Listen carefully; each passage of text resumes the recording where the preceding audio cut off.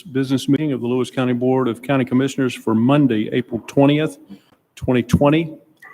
We do have a quorum as both commissioners are on Zoom with us. Does anyone have any issue with us foregoing the flag salute? No, I don't. No. Okay. We have public comment. Do we have anyone that would like to make comment from the public? Do we have any public on with us? Okay. I see none. Then we'll move into the agenda then. I move one notice item, resolutions 20-130, call for bids. Second. Mr. Metcalf. Now you can go. Thank you. Resolution 20-130. This is a call for bids for the 2020 countywide base stabilization project, CRP 2189A. Bids are due to the clerk of the board by 11 a.m. on May 5th. Public Works will open the bids on or after 11 a.m. on May 5th. Any bids received after 11 a.m. will not be considered for this project. So can you tell us a little bit about what the stabilization project is? This is for the cement treated base on Tauja Road, Okay. about a mile of Tauja Road. Okay. It's been moved and seconded to approve one notice item being Resolution 20-130. Any further discussion? Hearing none. All in favor say aye. Aye. Aye. Passed. Okay, I make a motion to approve two consent items. That's the approval of warrants and payroll. And the second is April 13th, 2020 business meeting. Second. Suzette. Good afternoon, Commissioners. Suzette Smith, Chief Accountant, Auditor's Office, here to present to you Resolution Number 20-131. This is the weekly approval of warrants and payroll against the various county departments. First, the skip and sequence warrants numbered 827654 through 827690. These warrants were issued on behalf of the special purpose districts. Their commissions approved those warrants. Warrants issued on behalf of Lewis County departments include 827691 through 828034 and direct disbursement number 2076 for a total of 345 regular warrants and direct disbursements, total of $1,722,556.07. In addition, we had payroll dated April 12th, 2020. We issued 569 automatic deposits. There were no manual checks. The automatic deposits were numbered 10173 through 10741 for a total of $1,618,853.45. Any questions? Thank you. Oh, It's been moved and seconded to approve two consent items, beginning with Resolution 20-131 and also including the approval of minutes from the April 13th, 2020 business meeting. Any further discussion? No. Hello. no. Can you Here. hear me? Yes. Hearing none. All in favor say aye. Thank you. Aye. Aye. Thanks, Aye. John. Passed. I move that we approve three deliberation items, beginning with resolution 20-132 through 134. Second. Is this one yours, Josh? Yeah. Okay.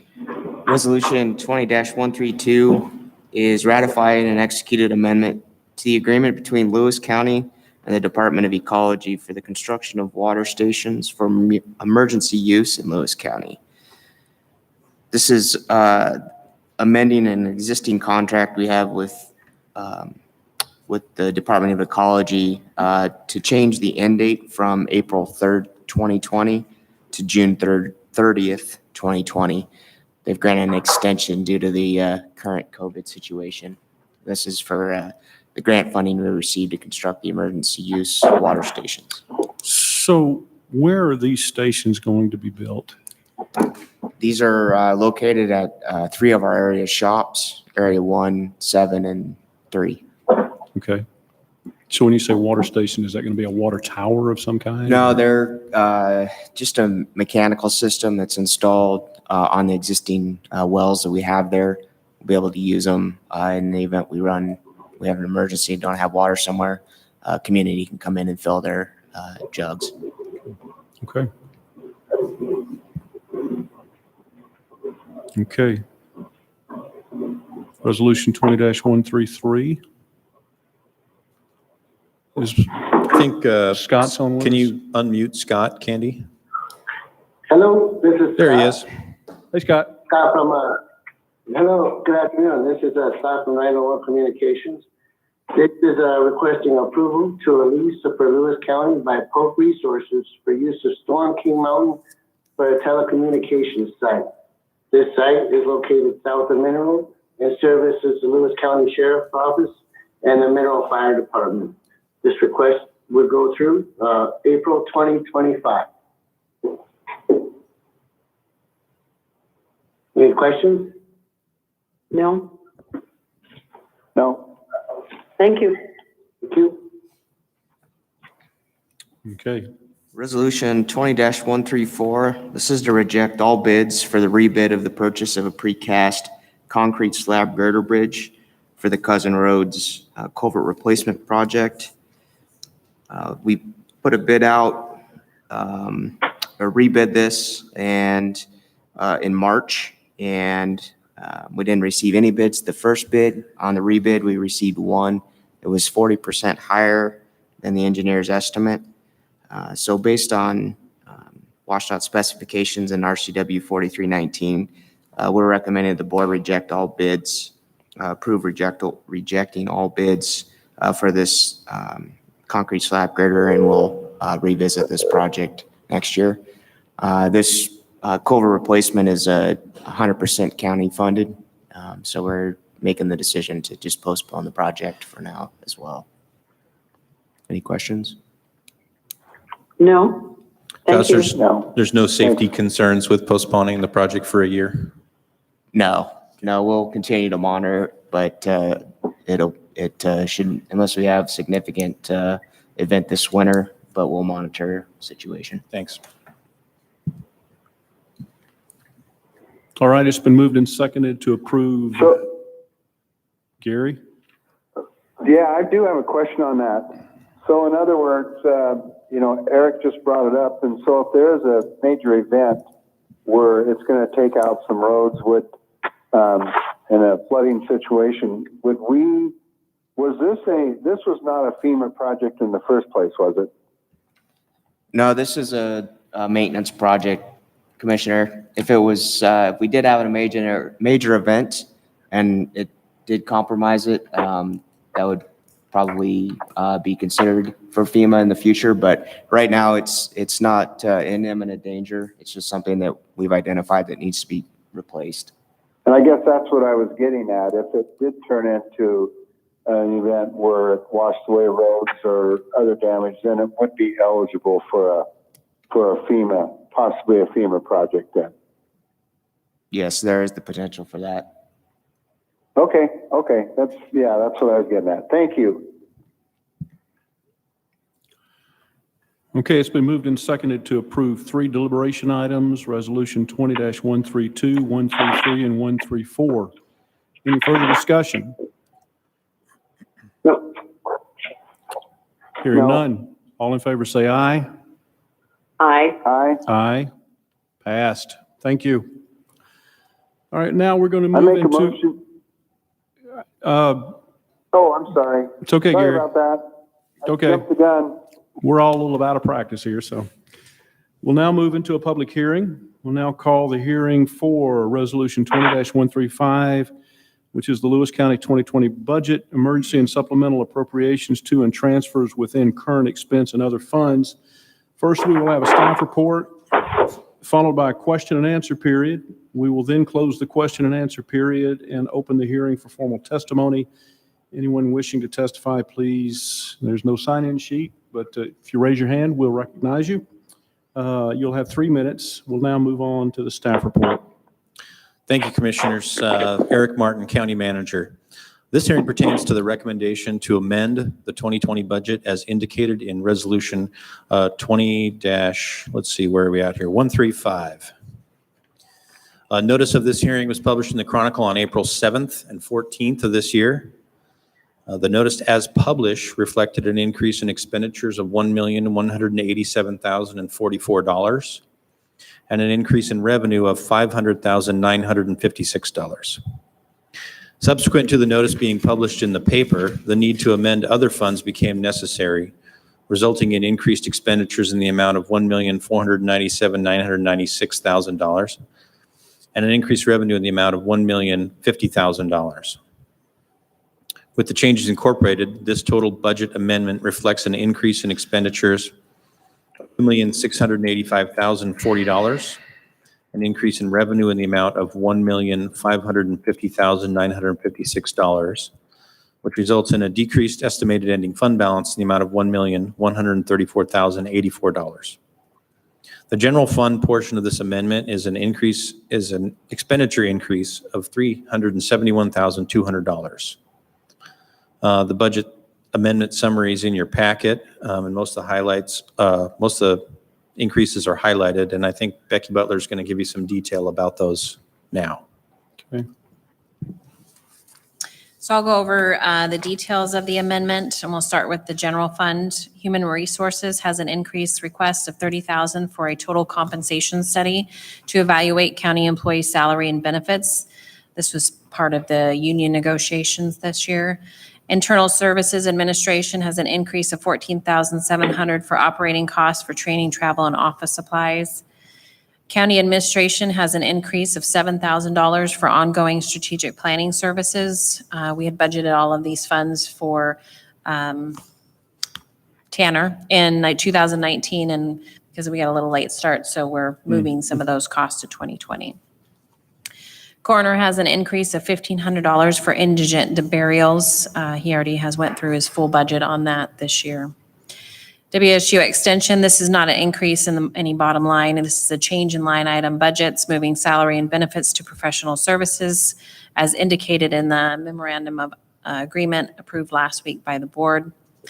Increasing transfers out in the amount of $318,000. This includes $300,000 transfer to the newly established COVID-19 Response Fund, number 1410, and $18,000 to the Birchfield Water System Fund 4100. For other funds, Emergency Management has an increase of $22,565 for additional personnel costs and supplies as a result of the COVID-19 response. This may increase as we need going forward, depending on if we get charged from the state for PPE. Veterans Relief Fund has an increase of $12,000 for employer-paid medical.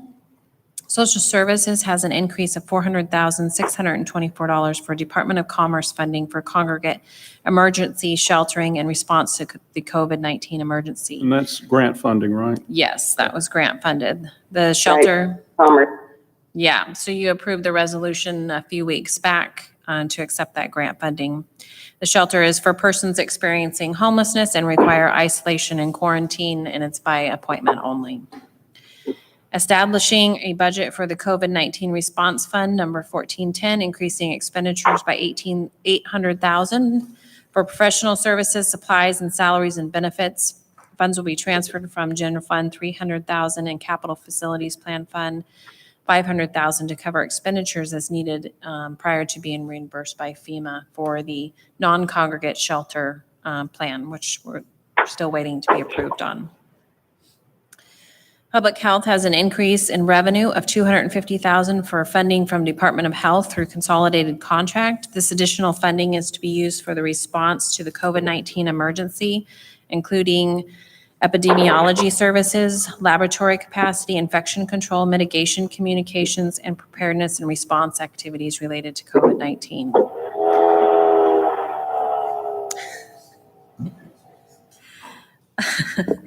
Request to transfer, sorry. Request to transfer 500. I hope that wasn't somebody's pacemaker.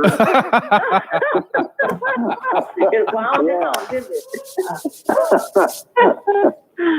Oh, boy.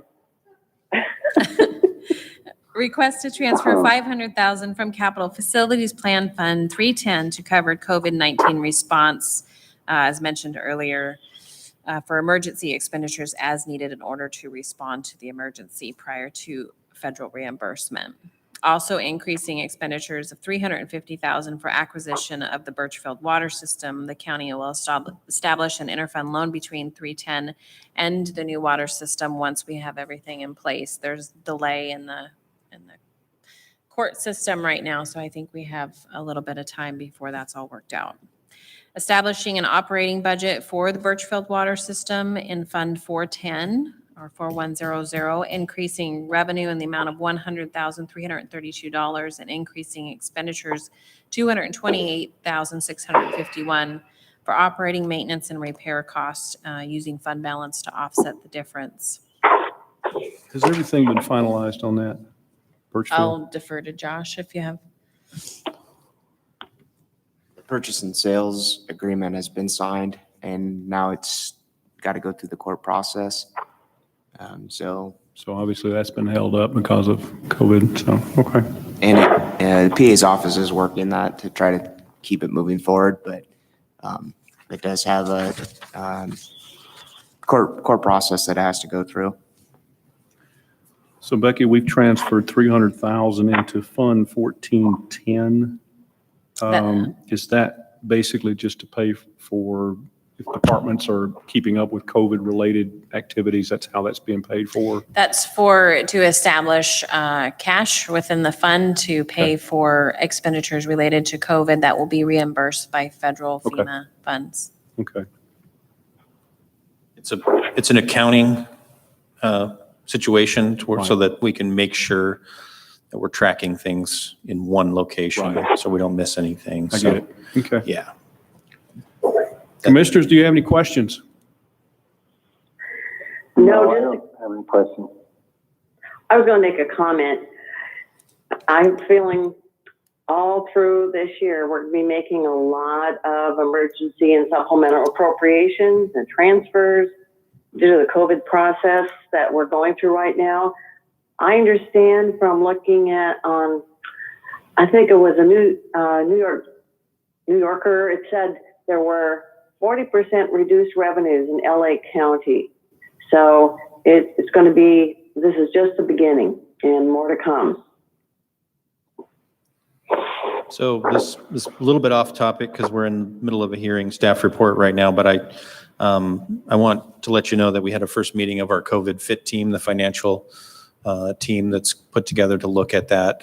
So good initial meeting, and we will continue to look at potential scenarios that affect both the revenue and expenditures for the county and what might come in the next few months and year. So. Yeah. Okay. Okay. Thank you. Thank you. Okay, at this time, we'll open up the question and answer period during which the public can ask questions. This is different than public testimony, which comes later. Now is the time to ask the staff questions. Do we have anyone on with us that would care to ask the staff questions about this particular resolution? All right, we'll now close the question and answer period. Mr. Martin, Ms. Butler, would you like your opening statements incorporated into the hearing? Yes, please. Yes, please. All right. We'll now open the hearing for public testimony. You'll have 3 minutes to submit testimony. Would anyone like to submit testimony at this time? All right. We'll now close the hearing for public testimony. I'll entertain a motion, please. Okay, I'll make a motion to allow Resolution 20-135, Lewis County 2020 Budget Emergency and Supplementary Appropriations to and transfer within current expense and other funds. Second. All right. It's been moved and seconded to approve Resolution 20-135. Is there any further discussion? No. No. Hearing none. All in favor say aye. Aye. Aye. Aye. Passed. Thank you. All right, we'll now move into the COVID-19 update. Mr. Martin. So I don't know if we have any information on cases. I think we had one over the weekend. Oh, today? Cannot hear John. Okay, I'm going to turn that over to John. I think his I don't think mic's your turned mic's off on. for a second here. We'll get him going. But it looks like we had an additional case today, which puts us up to 22. 22 cases Yeah. as of 3 o'clock today. We were just notified right before the meeting, so I don't have any details on this. Dr. Wood may, if you need more interested in the patient's age. Dr. Wood, would you like to Yes. comment?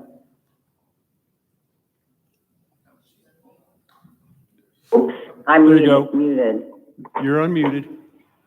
Am I unmuted? Yeah, we are can hear you unmuted, now. Yes. Go ahead. All right. I have to do some math because I know the year in which the patient was born, but I have, give me a minute here.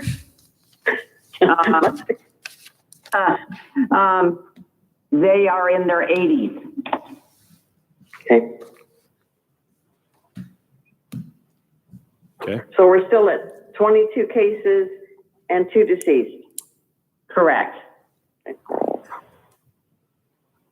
Okay. Response.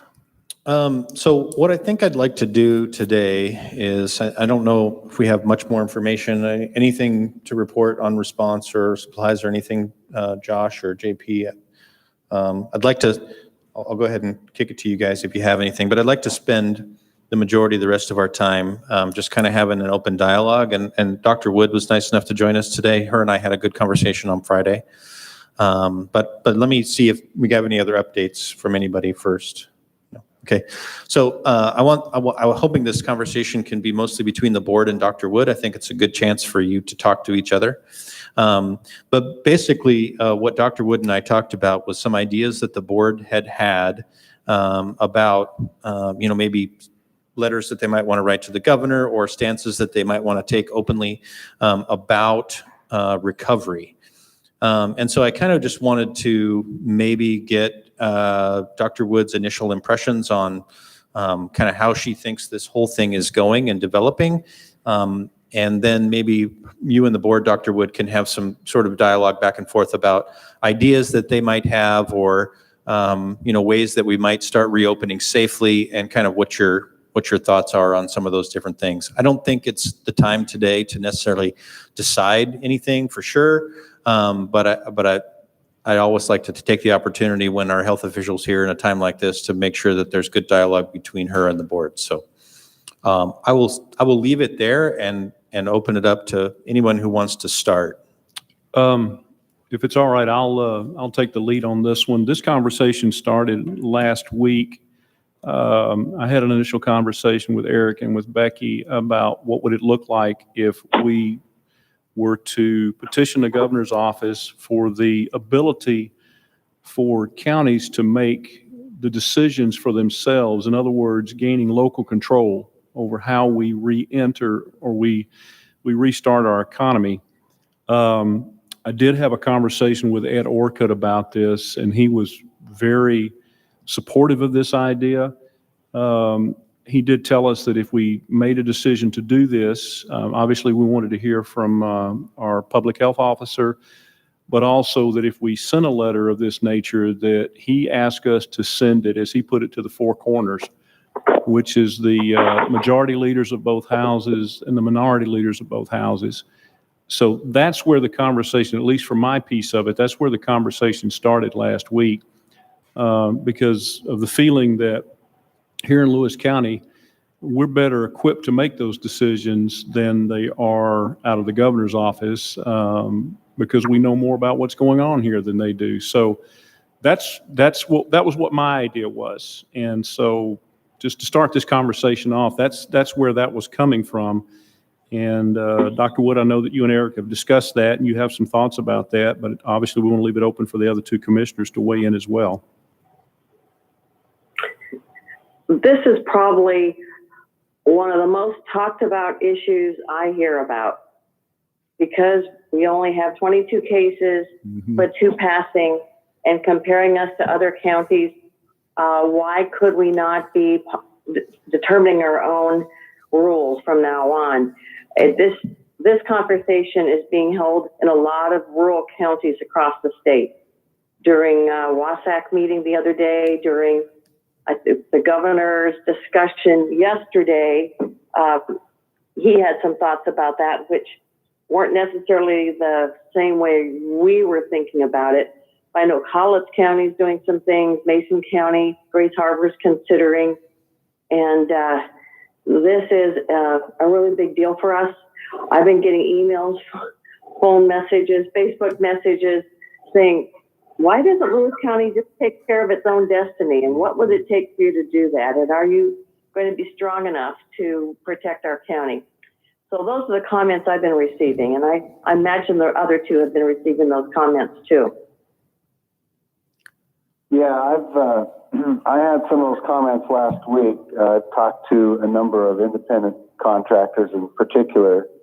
And so I actually did a little work this weekend and made contact with a couple commissioners from other counties. And they are, in particular, I guess, the commissioner from Colletts County, who basically are going ahead with construction, and they indicated that they are not going to be the COVID police.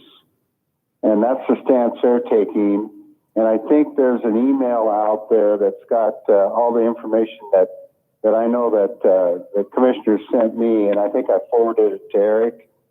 And I don't know who else. I'm sure that other people have it. So, and just to follow up on I looked at all the number of cases, and obviously most of them are up in the more metropolitan populated areas. And in listening to the governor's,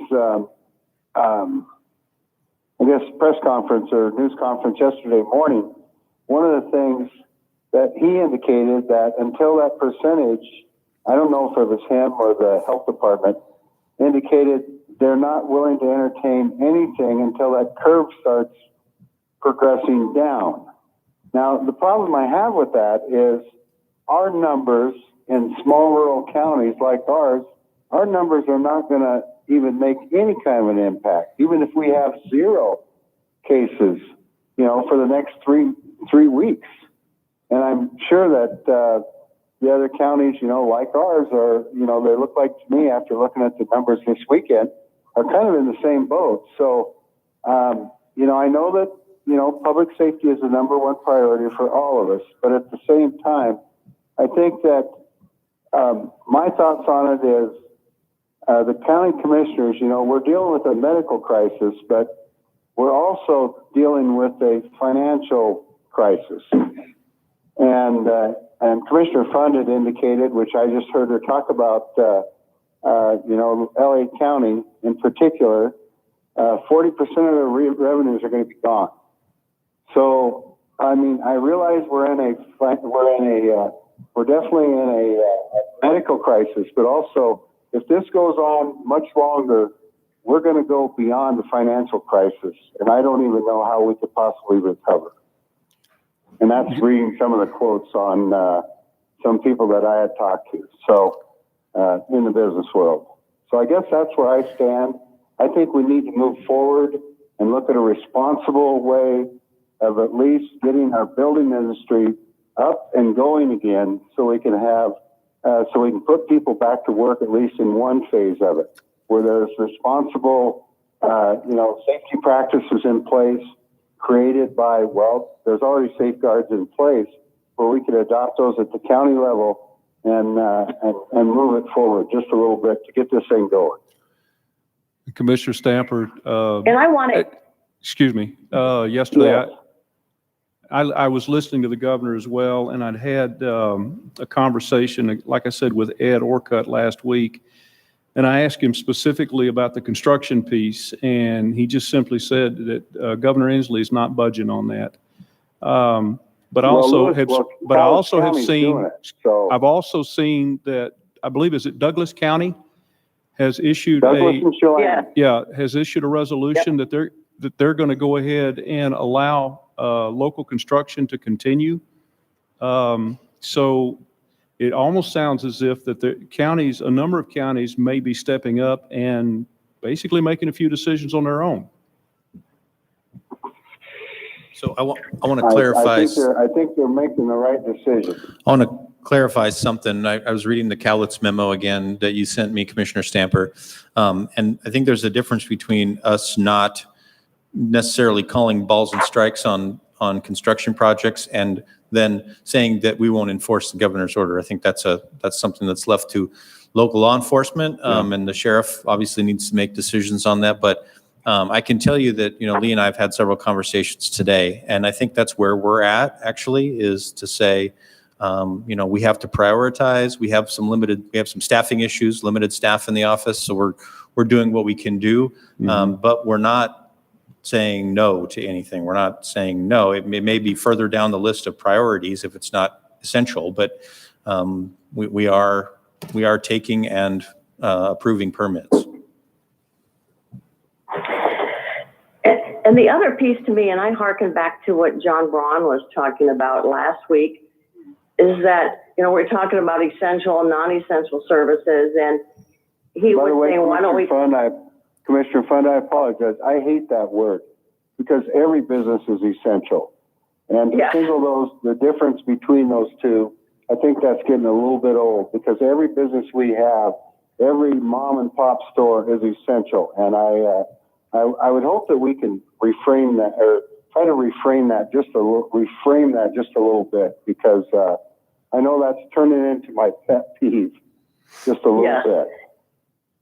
And I think that's Senator Braun shares that because he wants to see whatever service is being provided, what can it be provided in an environment that's safe, that's COVID-19 safe, social distance versus this is a loser, this is a winner in terms of keeping open. But what can we do in each business that would have safety for the clients who are being served as well as the employees there? So I know he's on a committee with Senator Wilson from Clark County, and they met with the governor last week to talk about how businesses reopen. But I think we're pretty anxious to see what we can do here to help our people who are struggling, and yet we want to keep their health and keep COVID-19 down. So Dr. Wood, I know you have some thoughts about this. Would you speak to us about that? Yes, thank you for inviting me to be part of this meeting. It's really helpful to hear the comments that all three of the commissioners have had to say and how they've been networking. We've all been networking. I think we have to work on this together. I think the next certainly the next couple of months, and probably, unfortunately, maybe the next year is going to be a very delicate balance of going back and forth. I don't know if you are aware of how carefully it was discussed how medical resources would be allocated if there was a surge of people needing health care. We've been blessed in Washington State and in Lewis County with not a large demand for healthcare services such as has happened in New York. So I'm very grateful for that. I just feel that the tipping point in either direction is still a possibility. So the fact that we have a flattening of the curve of cases in the state of Washington is a credit to all of us. And there is disparity in who's paid the price because I think smaller rural counties, we already are dealing with issues having to do with poverty and social determinants of health that maybe are not always as obvious as they are, say, in a big city. And so I think together we've done an amazing job in this state. We were the first state to have somebody with COVID-19 infection, and we're doing very well compared with some of our kindred 50 states. I am concerned about how quickly the curve could go up again. That although we are a small rural county and we can access hopefully resources of hospitals and ventilators and oxygen and stuff in hospitals in the region and also up and down the I-5 corridor. If we go about this too rapidly, I am concerned about the curve of cases and severe manifestations of COVID illness just jumping up again. I hear, though, about the people who wonder if their business will ever come back. And I happen to really like, I like to fish, and I like to go out for breakfast in Lewis County on the days that I come down here to work.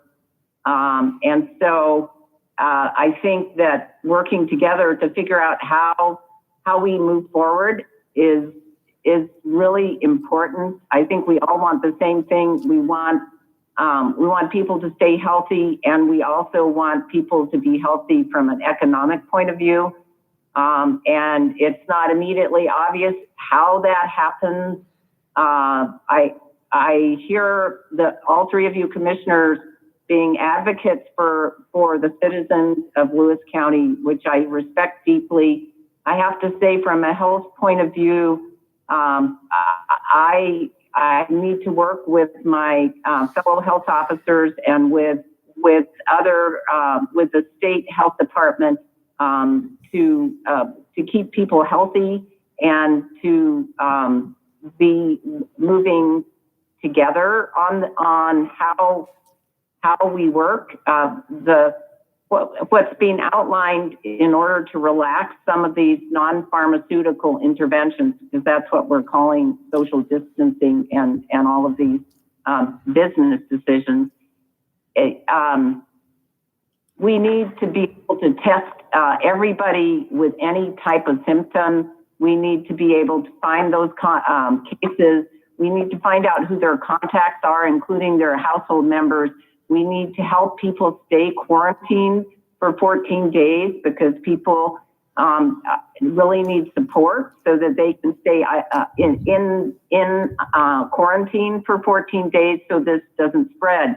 We are aware that we don't have very many cases, but I would say if you take the whole population of the U.S., only 2 to 3% of us are immune to COVID.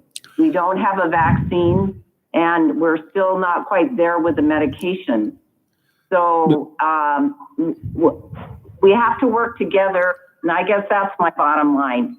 So have ongoing dialogues about how we do things safely as much as possible to buy time until we have a vaccine, and also if we're working together and considering, what options we have from the economic point of view, how do we keep still our most vulnerable people safe?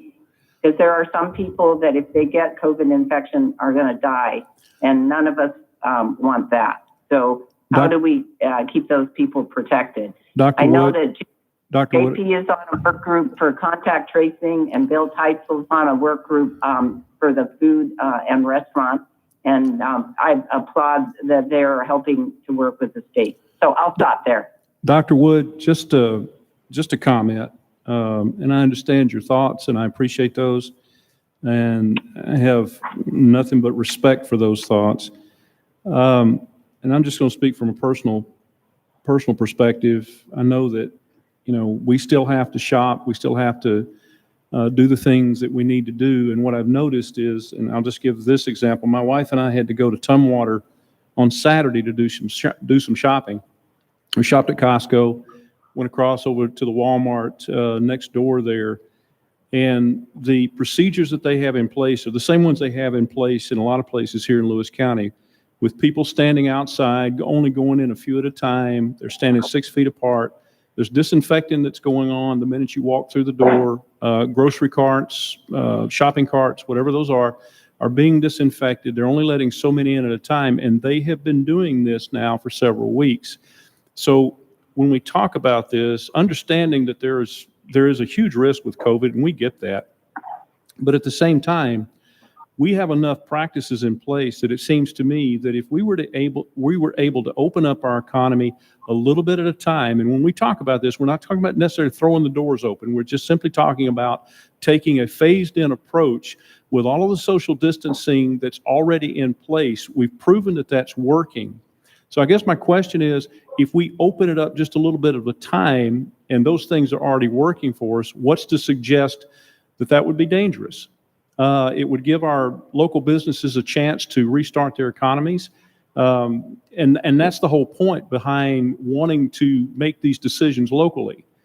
So what I'm suggesting is that if we get to that point where we can do that, it's not going to be without things put in place to make sure that we continue with social distancing, which I'm certain that's going to continue, through until the fall. But it seems to me that we've got some the things that are working right now, and we need to begin the process of phasing back in this economy. So I don't know if it's a question or a statement, but that's just kind of where I'm coming from. And I'd like to hear from the other two commissioners what their thoughts are about that. So I'm going to go a little to the side on this discussion. I heard Dr. Wood, you said something about, we needed to have enough supplies to handle an upsurge. So do we have targets, like how many tests do we need to have, how many whatevers, so that when we do reopen, we are planful and have enough stock that we could handle something that comes in? Am I making sense? How do we quantify when we've got enough to handle anything that might occur as a result of our opening up or in a resurgence of COVID? Even though we've done all the things that Commissioner Jackson was talking about, because there, a lot of businesses that are open now are doing those practices. I was at Lincoln Creek Lumber, and only so many people could go in at a time, and all that. So they're doing a lot. But to your point, what's the quantifiable goal that we would have in terms of having how many test kits do we need to be available, et cetera? Well, I'm going to ask if John or JP wants to weigh in, and I'm happy to also comment. But John or JP, do you have any thoughts? I think that statewide, the goal is 14,000 tests per day. Is that right, John? Does that sound right from last? I believe it was 14,000 is the number somehow I had on top of mind from a recent call. And as far as kind of community preparations and kind of readiness, and I guess back to the conversation before to kind of connect it, I do think that right now is an important time to work closely to learn what those metrics are for reopening, and that that is a really good place for us to one, get information from the state and to press for those answers quickly, and then to get that information out to the community to help businesses prepare. So I think there are a lot of things that can happen in preparation, and I think a lot of that kind of pre-opening or pre-reopening work can happen, and in that we're needing to follow, or that those are statewide orders that we're looking to comply with, and in some cases federal. That is the preparation in kind of disease mitigation, as well as from a healthcare perspective around testing and those kind of assets, but also from a business standpoint? How many masks are you going to need? What are the needs going to be for a business that is looking to open up and understanding those mitigation requirements? So at this point, oh, sorry, go ahead. So I guess what I'm hearing though is, how long is this going to take? And I guess that's what I'm looking at, because, it sounds like to me like we're continuing to gather data every day. And I heard it yesterday, a lot of it. And again, I know it's important, but are we ever going to have enough test kits to do reality of us to what we want to do? Because from what I heard yesterday, there were 14,000 cross-contaminated kits that were sent back, or maybe samples or something. So, and again, I'll get back to it, and again, I know that we have to balance safety with economics, but I talked to one person today who's the local guy. He said, if I go another month, he says, I'm going to be out of business. I can't borrow any more money. I'm on credit cards right now. So, and again, I know right now there's some good information out, which I'll share it tomorrow with everyone. 40%, about 35% of the businesses that are operating today make up the economy of Lewis County. The other 65% are either tied to the woods products industry or something that's associated with that in terms of businesses. So you can see what the disparity is here. And again, it's one thing, I guess, to go a month now. It's been over a month. But if we have to go another month with always looking at the statistics and the data, I just, I can't even fathom what it's going to be like in a couple months. And I guess, Dr. Wood, a question to you, and I thank you for all your hard work. I have the utmost respect for what you're doing, and I know that we're all rowing in the same direction. It's just a heck of a large boat. And have you had a chance to talk to any of your counterparts that have opened up the industry just a little bit in some of the small counties like Cowlitz and Chelan and Douglas, and I think, let's see, was it Mesa?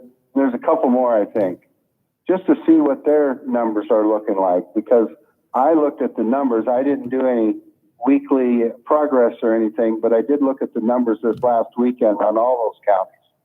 So I was just curious if you've had a conversation with any of your counterparts in those other rural counties.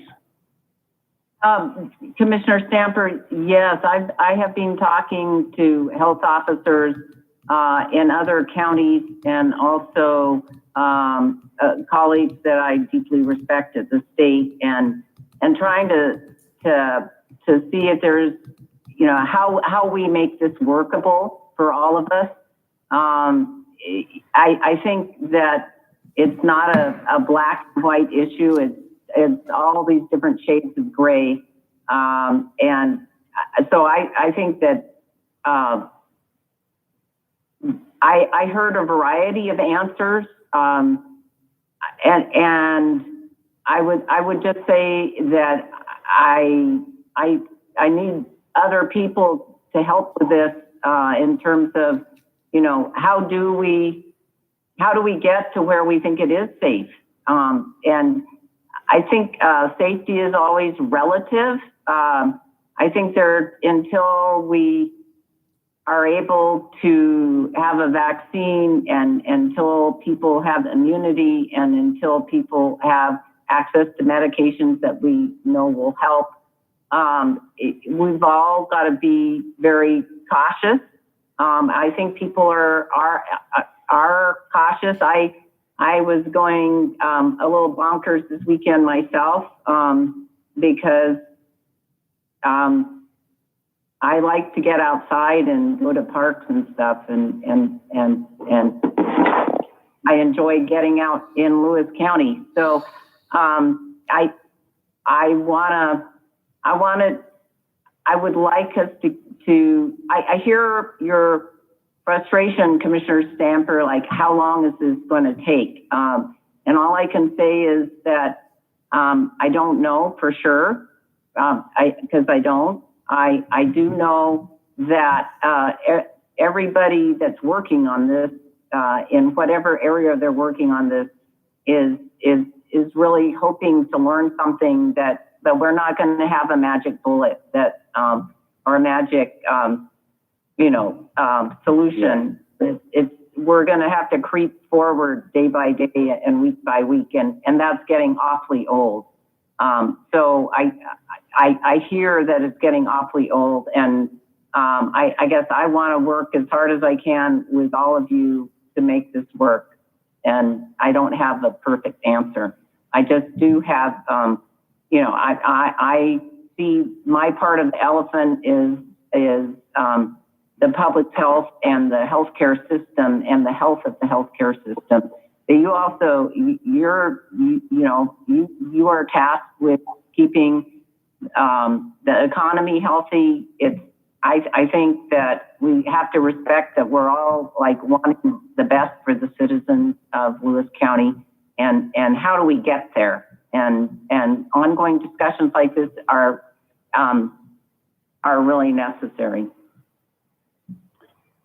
Well, one thing I didn't hear yesterday, and he might have mentioned it in the governor's press conference there, is, and I know that there's been discussion around simply some of the people that have historically, are hardworking people that have businesses, and the, mentally some of the toll that it's taking on these individuals.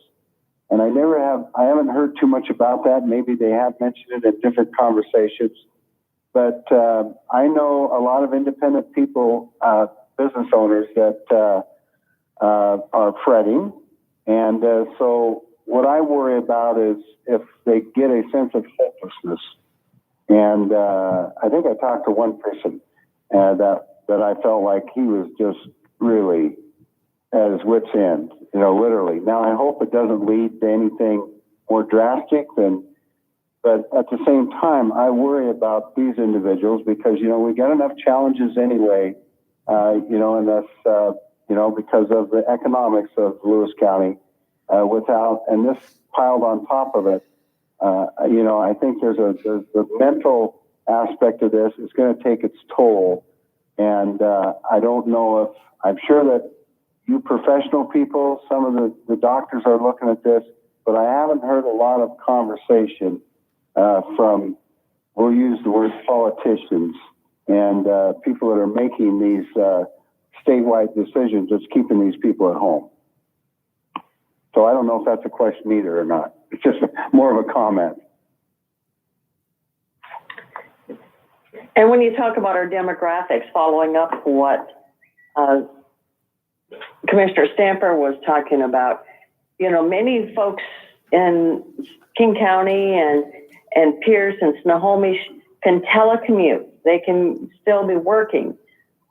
We have a lot of people that work outside. We have people that we don't have broadband everywhere. So we're at a disadvantage. And without that, our economy sinks, and so do our families. And it's a tough thing to watch happen before our eyes while we're still trying to keep our population safe and away from COVID-19. And Jonathan, you're on the line, right? I am. So have you heard anything from other counties, what any county prosecutors are, I'm sure, because we know we're not the only county talking about this. Have you heard what others are doing as they consult with their prosecutor? Well, my gut reaction is probably those counties you mentioned aren't consulting with their prosecutor, because I would be interested to know what authority they think they have to defy the governor's order, whether we agree with it or not. I am sending an email to the three that were specifically mentioned to find out what authority that they have. I certainly don't see any. Now, I'm not saying I agree with the governor's orders at all. I think it's stupid that we can't construct houses or can't fish. But there's a reason he ran for office and won and I didn't, I guess. So I also would remind the board that Dr. Wood is correct that it has to, and I'm glad the board is having the discussion instead of just having a reaction, because ultimately, if she chooses, Dr. Wood can overrule any decision that the board were to make. So I'm glad that the discussion is going on. I'm reaching out to the other counties to see what they're talking about, and I will certainly let the board know as soon as I know something. Thank you. And what I, Go ahead. thank you for that. Thank you. Absolutely. And Jonathan, when I looked at the paper that I have from Colletts County dated April 15th, they were directing their building and planning, environmental health, public works department to continue to approve and issue permits with the applicant's understanding that the issuance of a permit was not a determination that a project is essential. So I think they were putting it on the applicant versus community development to determine what was essential. So that's a little change there. Right, and I know that JP this morning was sending around an email talking about septic approval and things of that nature. So I know that it's being discussed within the county. Yeah, Sorry for my phone ringing. that's okay. Okay. And Jonathan, what you just said is that it's, Dr. Wood has the expertise and has the power by RCW to direct what happens in this crisis. And I'm sure, Dr. Wood, you're looking at what we can do and would appreciate what you can share with us that we could help our community. I will certainly share everything that I get. Okay. All right, thanks, Thanks, Jonathan. Uh-huh. And same here.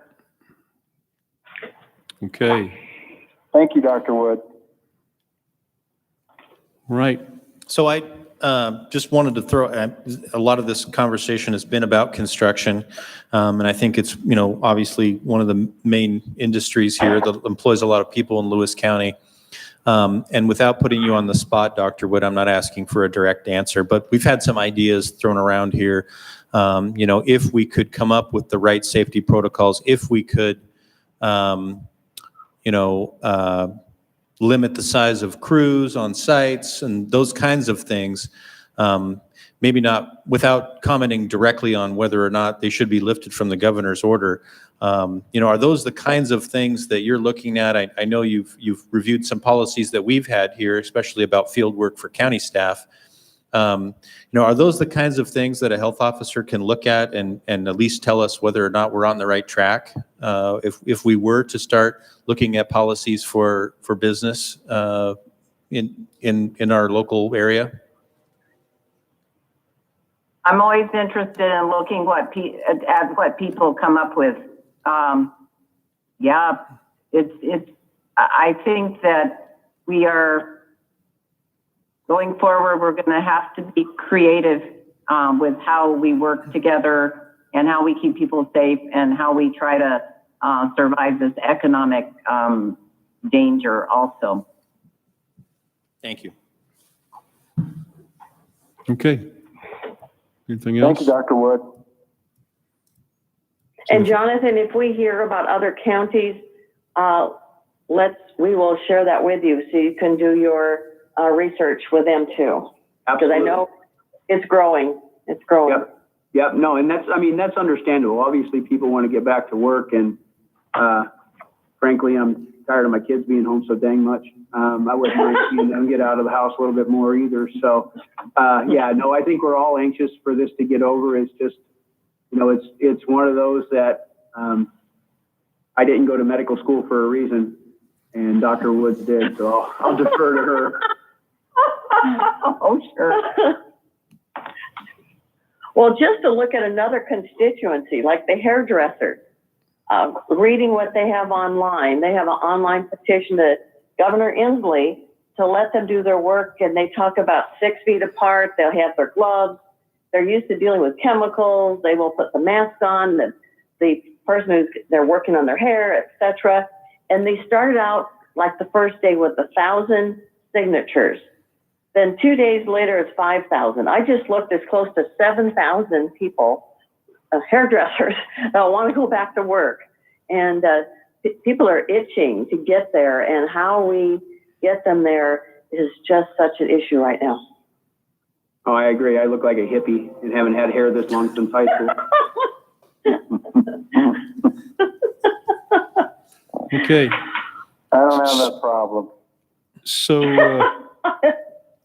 so where are we on the agenda, Eric? I think we're pretty much there at the end. I don't have a whole lot else and anything else. I just wanted to say a big thank you to Dr. Wood for being here today, and I wanted to let the board know that it's been reported to me that although we don't get to see as much of Dr. Wood as we would like, because it's always a pleasure, she has been really working a lot of hours, like a ridiculous amount of hours, and really putting in the time for us here in Lewis County, and she's very much appreciated by all of us. So just wanted to say thank you to Dr. Wood before we got off the meeting here. Eric, I'd like to make a comment when it's appropriate. Are we at announcements? I guess we are. We're at announcements now. Go ahead, Larry. Well, I really appreciate that you're having this conversation very much. I think we have to find some middle ground. I went to engineering school because I didn't want to see blood. So, but I want to make sure, from my viewpoint, don't think that these recovery relief programs are going to get the job done. The U.S. Chamber turned on their site today. It crashed. I don't even know if it's open back yet. We know that Congress has fiddle-farted around and has not yet extended the PPP. But the way this has been managed is a travesty. And as a piece of evidence of that travesty, I read today that Harvard University received $9 million of relief assistance.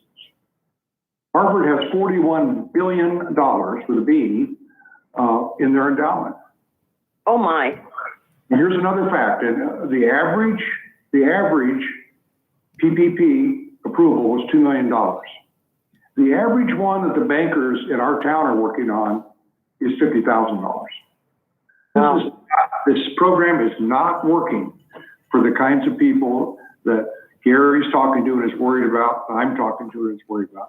I don't know whether you can say anything to our senators or a representative, but it's a travesty when Harvard gets $9 million in a program that's supposed to help small businesses. Yeah. We can't rely upon these programs to save our employers. Right. Thank you. And just a piece of statistics, since Larry was so good at providing those. Employment Security opened their new portal Saturday night at 8 o'clock. And this was for folks as sole proprietors and had not been eligible for unemployment previously. And it went down right away. And the Employment Security is accustomed to processing 7,000 claims a week, 7,000 a week. At this point, they're getting 10,000 a day. And that says there's a lot of people that are unemployed who need help. So those are staggering dollars. Just to let you know, one of my friends got her unemployment claim in, I think it was at 3 this morning, and finally got it in. And she's a sole proprietor. So it's government we're just not prepared for this. And Larry, I just can't believe that $9 million going to Harvard. We would use it better than them. That's a fact. That's a fact. I think Becky has an announcement for us very quickly. Becky? Oh, we have a draft letter in support of the NACO plan to ask our senators and representatives to urge them to support local government in this next stimulus package, along with the small businesses. We have that together, and Reva's working on getting that on BOCC letterhead. So we'll send you the draft, and if you could provide comments, and then tomorrow, if you choose to sign that letter, and we will get that sent off. just discussing the urge to move forward and talk about a little bit about Lewis County's issues, our limitation on revenues, and how the impact of the lost revenue would impact our ability to provide services to the community. Okay. Hey, thank you, Becky, for being on point on that so we can get this Yes. out immediately. Yes. I have a smaller request that I'll bring up tomorrow, but it's regarding our two towns who have historic Main Street programs, and they could use some of those dollars for Main Street improvement. And I mean Main Street in terms of not just buildings, but the businesses. And we're going to put a letter together attaching their request onto the governor. But we'll talk about that further tomorrow. Not Good tomorrow. idea. All right, anything further? Seeing no further items on our agenda, I move that we adjourn. Second? It's been moved and seconded to adjourn. All in favor, say aye. Aye. Aye. All right, we are adjourned. Thank you, everyone.